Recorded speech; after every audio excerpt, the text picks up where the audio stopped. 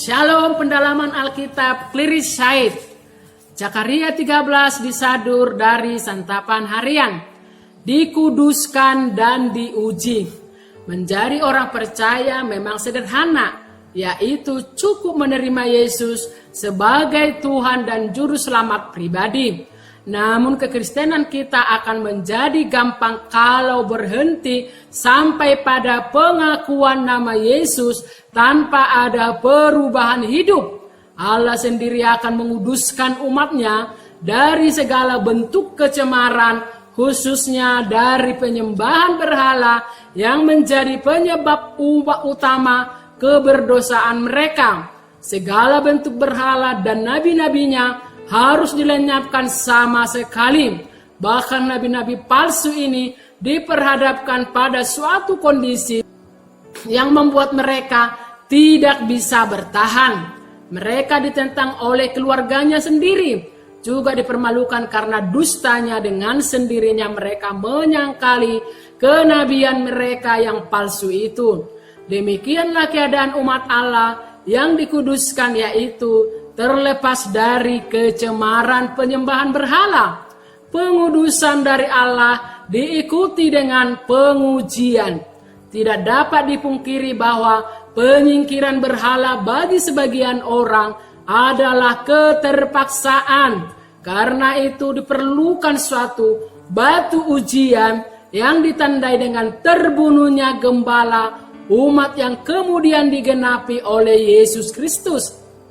Dalam kondisi tanpa gembala ini, umat Tuhan tentulah akan mudah melihat mana domba yang liar dan mana yang taat. Hasilnya adalah 2/3 dari umat itu ternyata domba liar. Sedangkan sisanya, yaitu 1/3 dari mereka, harus dalam api perapian, pemurnian, sampai akhirnya mereka akan tampil sebagai umat yang sejati.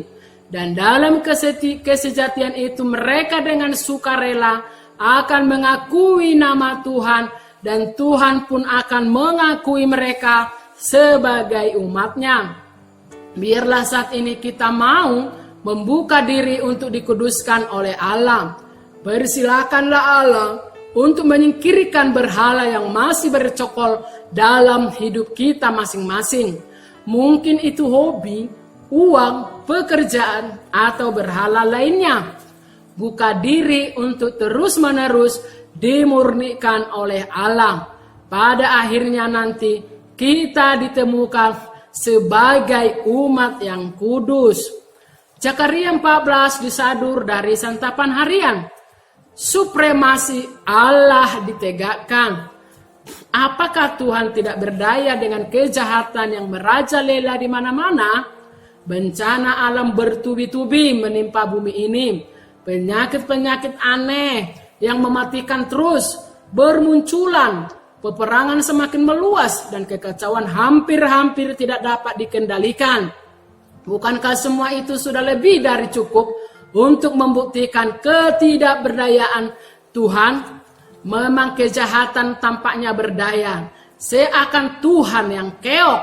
Namun Alkitab mencatat bahwa satu hari kelak supremasi Tuhan akan ditegakkan juga. Hari Tuhan adalah hari pembalikan semua kejahatan manusia. Tuhan akan berperang menghancurkan mereka. Ia akan menegakkan kekuasaannya atas bangsa-bangsa yang ditandai dengan menjejakkan kakinya di atas bukit Zaitun dan meluputkan umatnya dengan melakukan perbuatan yang heran. Tuhan akan memerintah sebagai raja dan menjadikan Yerusalem sebagai pusat pemerintahannya. Dari kota ini akan mengalir keselamatan tanpa henti yang meliputi seluruh bumi, sehingga hanya Tuhan saja yang disembah. Yerusalem sendiri akan dipulihkan sebagai kota Allah, bahkan akan dimuliakan. Allah juga akan menghukum orang-orang yang menyerang Yerusalem. Bangsa-bangsa kafir yang masih tinggal akan datang menyembah raja mereka, akan ikut merayakan hari raya Pondok Daun sebagai tanda dihisapkannya mereka dalam bilangan umat Tuhan, dan akhirnya segala macam bentuk kejahatan yang pernah ada akan ditiadakan. Apakah saat ini kita sedang mengalami atau menyaksikan kejahatan di sekitar kita? Apakah itu membuat kita meragukan kuasa Tuhan?